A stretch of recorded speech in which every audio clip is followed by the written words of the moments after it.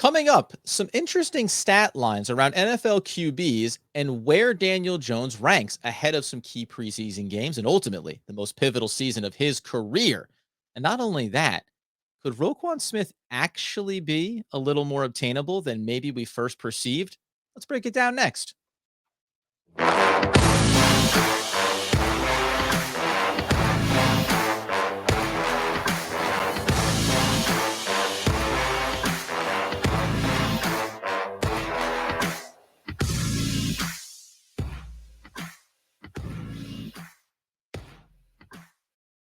Ah, yes, friends. It's OGP, the One Giant Podcast, where, of course, we are your hosts. Over here, Adam Arbrecht breaking down the Brooklyn Nets on the Locked On Nets podcast with my boy Doug Norrie, and yonder there, the season generational ticket holder, the healthy, wealthy, and wise Mr. Andrew Makowitz, 1 day away from real football. How are we, sir? We're only 1 day away. It's exciting. You'd think that Adam, with you doing the One Giant podcast with me and the Locked On Nets, like you'd think that the Nets would be quiet in August, and then all of a sudden there's just a couple little small thing, footnotes going on there. It's like, I mean, how do you manage your time right now? You've got crazy trade demands, and you have the Giants starting their first preseason game like all in the same 48-hour window. I got to tell you, buddy, Doug and I have been doing that for over 3 years, a little bit longer than you and I have been doing the podcast, over 4 years. But we always say, man, the off season, this is where it gets quiet. We want to keep doing that daily podcast, and we don't want to do fluff pieces. We want to be able to do real. Oh, thank goodness we have a superstar demanding a trade and then going toe to toe with the owner. That should get us through the week. So yeah, no shortage of entertaining narratives on that side of it. No shortage of narratives for the New York Football Giants. Honestly, we're going to come back in tomorrow. We're going to do a double dip. We're going to come in after the preseason game and break down what we saw from it. And then also we're going to come in, talk about where the Patriots are and the moves that they made this offseason. What is the expectations for this team? It's just a preseason game, but then Andy and I will take a look at a few key areas that we want to watch for to see where is the progression bar being set for the Giants under Brian Daboll and obviously under Joe Shane as the GM. But today, Andy, if I could, Hit me. I was having some of these thoughts. Where would you like to go first? Dealer's choice or player's choice? Would you like to tap back into the Smith trade discussion and some interesting information, or maybe contextualizing what it would really take for a team to acquire him? Or do you want to dive in on some positivity potentially for Daniel Jones? I want to go with the Roquan Smith piece first, Adam, because I was very dismissive of it right away, being like, "Nope, not going to happen." And then, a little how things are made. You came back and said, "Well, I think I have some interesting things that may change your mind." So I'm very curious right now. Yeah. So there's an article over on. I'm going to give credit where credit is due on the back end of it because I have this all queued up right where I want to be looking at the information here.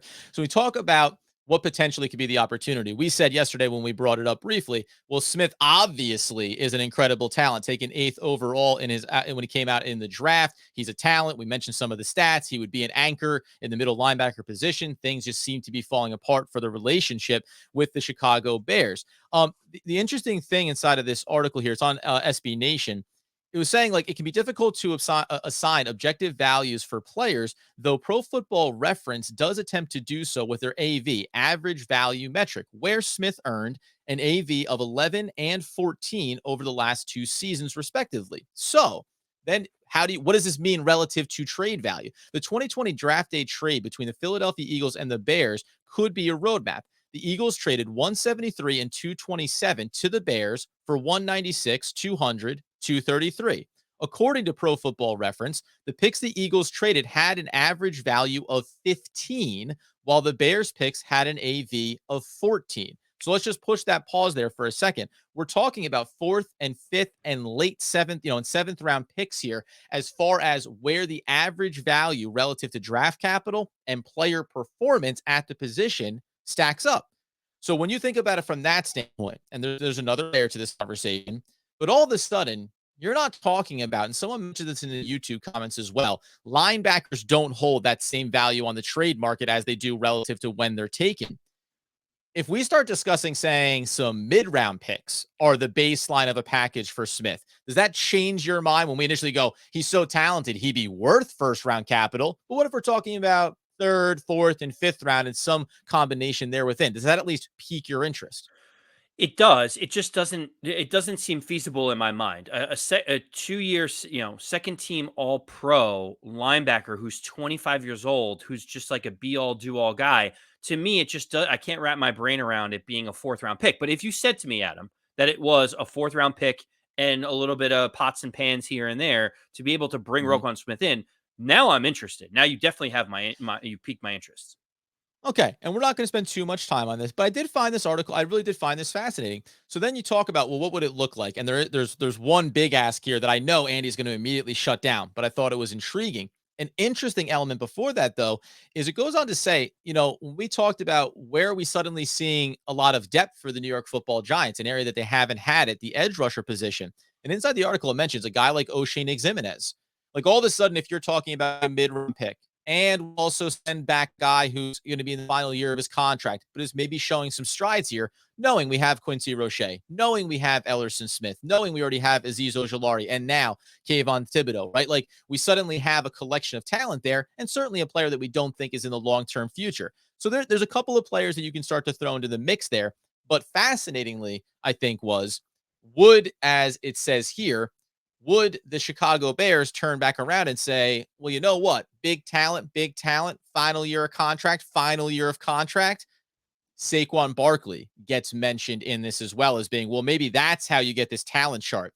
And the last question I'll ask you on this conversation is knowing, right? If you went in behind the closed doors and Joe Shane told you, we obviously want the talent that is Saquon Barkley this year, but no, we don't have an intention to bring him back after this season. If that was the baseline, would you be willing to forego his talent on the offensive side this year if it meant we're going to bring in Smith and yes, he's going to be our long-term linebacker? Okay, first, so are we making the assumption that the Bears have a need at running back? Like, I because think you look in that backfield and you look in you look in their backfield and you say, hey, there's obviously, Saquon Barkley would be better than what they currently have there. And let's just put it into the spectrum of Barkley's on the table and O'Shane Exhibit, as we mentioned yesterday. Hey, you need a wide receiver. We know they need that, whether it's a Kenny Galladay, a Darius Slayton, right? Just kind of putting these things on the table and maybe most specifically taking away that big draft capital ask that we thought might be the initial talking point. if you knew that Saquon Barkley was not part of the future plans, it does make sense to entertain the offer because Roquan Smith is 25. You'd be trading for him saying, we're going to sign him for a long term deal. So you'd be turning Yeah. a 1 year talent into a longer term guy that's already proven that he's a 2 time All Pro. So I can understand that. I think from the Bears side of it, they already have David Montgomery, they have Khalil Herbert. They like both of them apparently, but um, Adam, the way that I look at it, it's very simple. If we could do O'Shane and Ximines, a mid-round pick, and Kenny Galladay to get an all-pro linebacker, I would sign up for that tomorrow, considering Kenny Yeah. Galladay's contract and Roquan Smith's contract would be very similar in that $15 to $20 million range. Yep. Something tells me it probably would take a little bit more. If you said it was a second round pick, O'Shane and Ximines, Darius Slayton, that that's where you start thinking like that second round pick though could be like Yeah. low 30s, and that's a very valuable cheap asset. I think that's probably where I start saying I don't know, considering you're going to have to pay Roquan Smith about 20 million. And really entertaining to see. It's like maybe that one, the second round pick, and you go, Giants have floated an offer to the Chicago Bears. And you go, okay, I'll have to really think on this. That could be really viable. And then what does it spark from another team to say, okay, but we have either better players or we'll give you an extra draft pick that certainly can be more intriguing. But Chicago, a team that obviously wants to surround its young quarterback with talent on both sides of the ball, want to be competitive, right? You have them on the rookie deal. This is when it matters. It's interesting how those things play themselves out. That being the case, just quick shout out. I did say it was SB Nation. It is from Chris Flume over there on SB Nation. So he just did a nice job breaking down some of the angles of it. And at the end of his article, he does say, listen, this is kind of what the framework might look like, but ultimately it's a big ask on both sides, what you're willing to sacrifice, what you're willing to take back, etc. So funny to see how some, as we've seen already, other teams, if you're covering another team around the NFL and you hear Smith is available, you go, okay, what do we got to do here, right? So we'll have to maybe just watch that from a distance. The meat and potatoes of this conversation, though, as you know, if you follow the podcast, friends, while I hope that Daniel Jones can be successful, I don't exactly have the highest level of optimism coming into this season. But I came across some interesting stats that I thought were really worth diving in on. And I told Andy we were going to go this direction. I didn't tell him specifically. So I have in front of me this past season the top 10 quarterbacks by yardage thrown in the league. So we know it's going to be Brady, Herbert, Stafford, Mahomes, Carr, Burrow, Prescott, Allen, Cousins, Rodgers. A lot of the big names are listed there, right? You don't hear Kyler Murray. He's just outside the top 10, but they're all there and they all throw for a minimum. Aaron Rodgers at the bottom there at 4,100 yards. Then I went the layer deeper. What are the air yards for these quarterbacks? So, as we always know, you can throw a 2 yard swing route out of the backfield and it can go to the house, and all of a sudden, well, the quarterback threw for 100 yards, right? But what do you think? Who do you think among those top 10 has the best percentage of their total yards that they completed through the air? So big downfield passes. In that top 10 group, who do you think would be among them? Brady, Herbert, Stafford, Mahomes, Carr, Burrow, Prescott, Rodgers, Cousins, Allen. Who do you think are the top 2 or 3 out of that group? I would say Derek Carr would be someone that would be up there, and maybe Justin Herbert. Those would be my two guesses. And this isn't even a knock because I'm coming at Andy out of the blue. In that top 10 group, Carr has 2,800 of his 4,800 yards for 58% air completion. And one Mr. Justin Herbert, 2,800, almost 2,900 of his 5,000 yards for 57%. Out of this top 10 group, there are only 1, 2, 3 players that threw above 60% in their air yards. And it would be for Cousins, almost surprisingly, 20, almost 2,700 of his 4,200 yards, 63%. 61% for Matthew Stafford. That's pretty big considering he's third most on the list here at 4,800, almost 4,900 yards. And then 66%, Josh Allen went for 66% with 2,900 of his 4,400 yards. The lowest on this list, by the way, Joe Burrow or Joe Tom Brady. Burrow. Joe Burrow came in at 55%, so pretty low, and Tom Brady was 58, kind of the meaty part of the curve. Lowest, Aaron Rodgers, Hmm. 52%. Now the big question becomes, my friends, where do you think Daniel Jones' air completion percentage was last year? I'll tell you that he threw for 2,428 yards, so he'd be well below, right? He's barely above half of the yardage that we're talking about in this group. He obviously missed some games with injury. Where do you think his air yard percentage was? I think it's got to be like in 62% would be my guess. 63%, which among the top 10 yardage quarterbacks in the league would be tied for second with one Kirk Cousins. And so I know that's a lot of stats there to get to this point of we talked about, and you've always gone back to Daniel Jones has one of the best deep ball accuracy ratings going back to last season. And when you combine it with a stat like this, I think there can be real optimism around that weird idea, right? Of what are we seeing from him?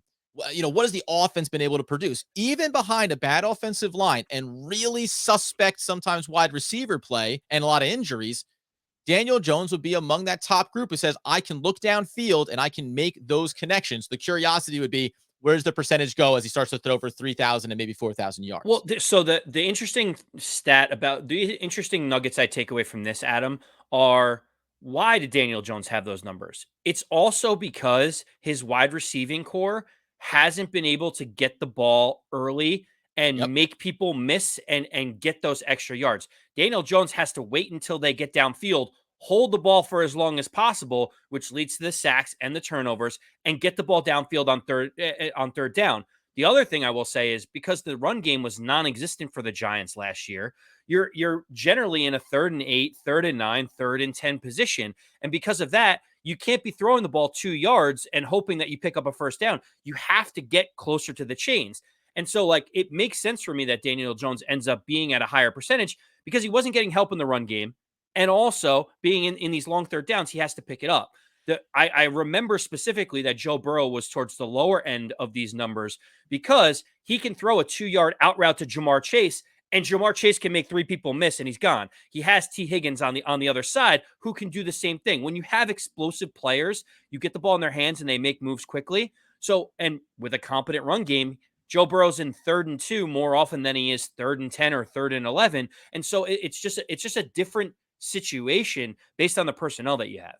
And what's interesting about too, I said Aaron Rodgers. Mahomes actually 4,800 yards, 2,400 yards through the air, 51%. He's the lowest out of the top 10 yardage quarterbacks. And from that standpoint, Again, that's why, this is food for thought. It's good for discussion. Why? Because Mahomes, to your point, you mentioned about Burrow. Well, I can throw the quick little out route that picks up the big chunks of yardage, and then I'm playing a lower percentage game. I only need one home run hit, right, to get that big touchdown in a given game. And sometimes he goes for multiples, but it need not be that I do that 70% of the time. It just means that, hey, if I pick up 80% of my yards, or in this case, 50% of my yardage is little dump offs, and you go do the work. And then 50% of the time, I connect on the big plays, right? When the home run hits are that much more successful on a consistent basis, it need not matter that you take some of the lesser chunks and let the other players do the work. And that comes down to skill positions as well.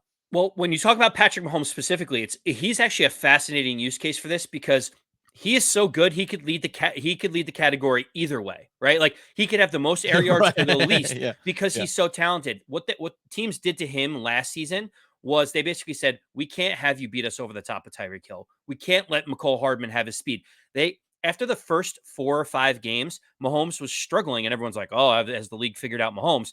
They were dropping 8 guys and saying, "We will not let Tyreek Hill and McCole Hardman behind us for big plays. You are going to have to chunk it away." And Mahomes said, "Okay, I'm good enough where I could pick up 3rd and 5s all day to Travis Kelsey." And that's how he ends up getting that. So it's amazing that he was blowing the top off of everything. So defense has changed for him. It's interesting how it works. But to this credit, it's all about the context behind it. And that's why for Daniel Jones, he had to have those high percentage numbers because he was in 3rd and longs, didn't have a run game, and the guys were not breaking tackles on the outside for big plays.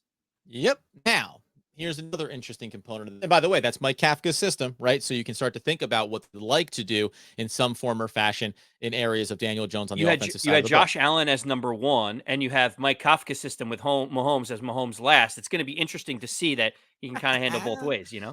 Now, yeah, exactly. Yeah. So right in the meaty part of the curve, boys, not showing off, not falling behind. Here's another interesting though, and maybe it's a little bit of both sides of the coin, or you can take it how you want. I think it's all numbers do not tell the whole story, but inside of those top yardage quarterbacks, time. So there's a key stat here that's mentioned, and we're using this is over on fantasypros.com. So obviously they could be more fantasy stats driven. So where do these guys rank in terms of number one quarterback overall? Need not matter because it's talking fantasy, but the yardage, the stats, the information is all applicable. Pocket time. This is the other big one.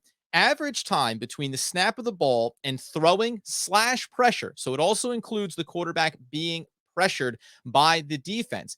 Inside of that top 10, all of those guys, Tom Brady, 2.2, down the list of the top 10 there, 2.4, 2.4, 2.4, 2.5, 2.4, 2.4, 2.4. You get the idea. 2.3 when you talk about getting down into the area of an Aaron Rodgers at the bottom of that top 10 yardage list. What do you think was the timing for Daniel Jones? Time from snap to throw or pressure from the defense? I'm going to say it's 2.2. 2.5.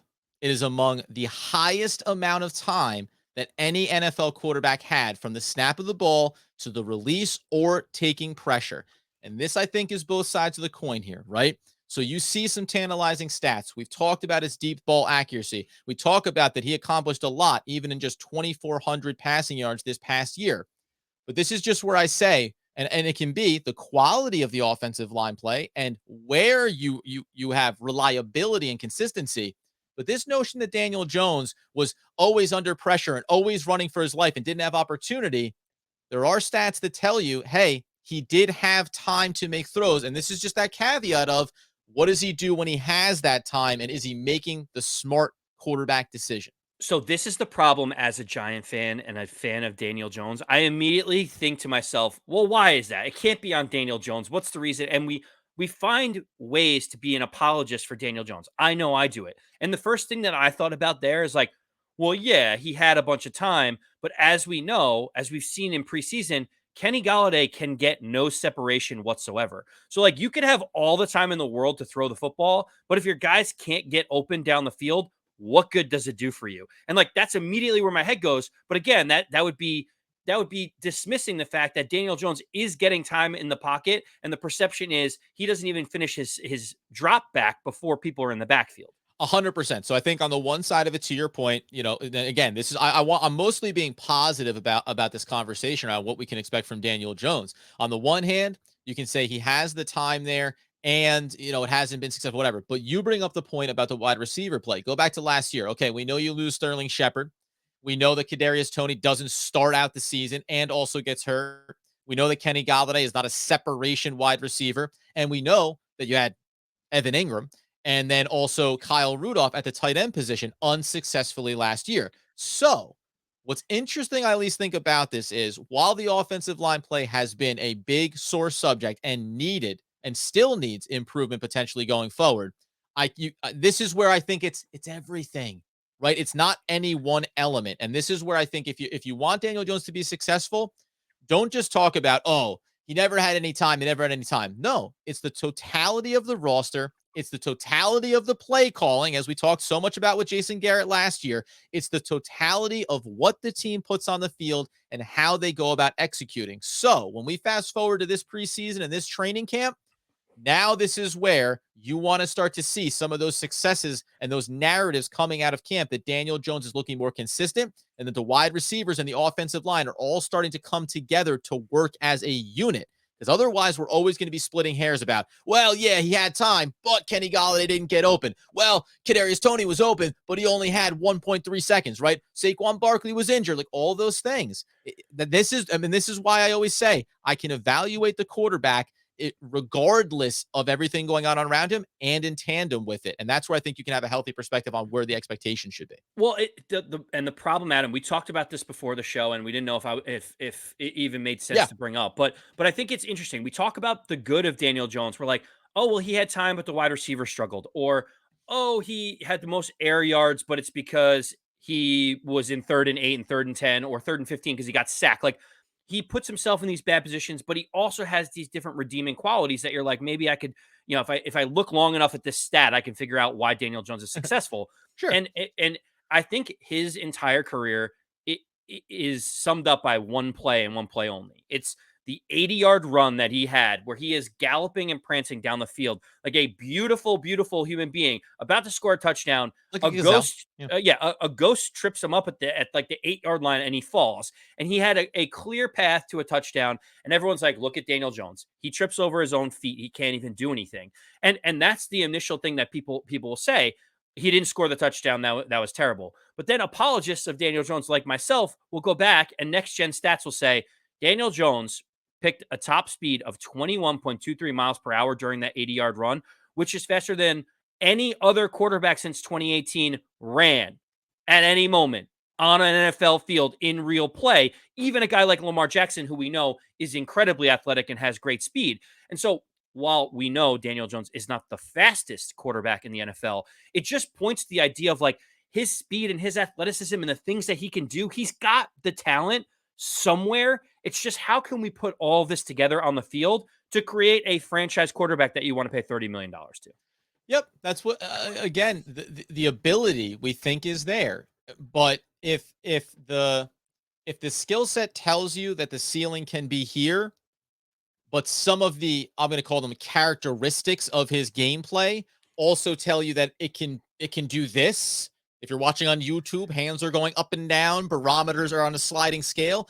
If that's what it is somewhat consistently on a week to week basis, then that's where it becomes hard to call him your franchise quarterback, right? Because at some point you go, dude, I don't need you. Again, we said this before. Don't need you to be a top 5, but I do need you to stay out of being a bottom 10. Like, I need you to live in the 12 to 17 range. And if you're somewhere in there every single week without fail, I'm okay with lowering the ceiling. I just can't have it be that you're going to give me the 27th ranked QB performance 4 times out of 17 games, right? That's the problem that I think we're struggling with right now. But as we laid out here, so I want to walk through some of these stats that can be used to manipulate things in a lot of different ways. But he's in that conversation with some of the best quarterbacks, right?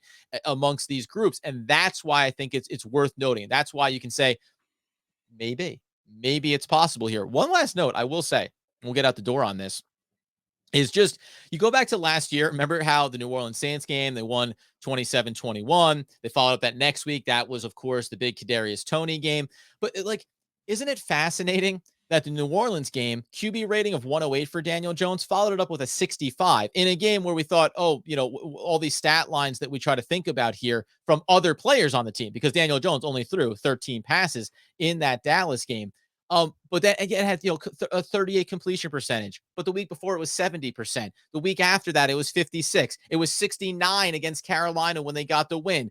And then you go down it's just follow the stat lines. And he tells you, yeah, man, I could totally, or maybe not. We'll have to see. So I want it to be positive. These are the things we're going to talk about when we look ahead to this preseason game potentially, and some of those key things we want to see over the course of preseason.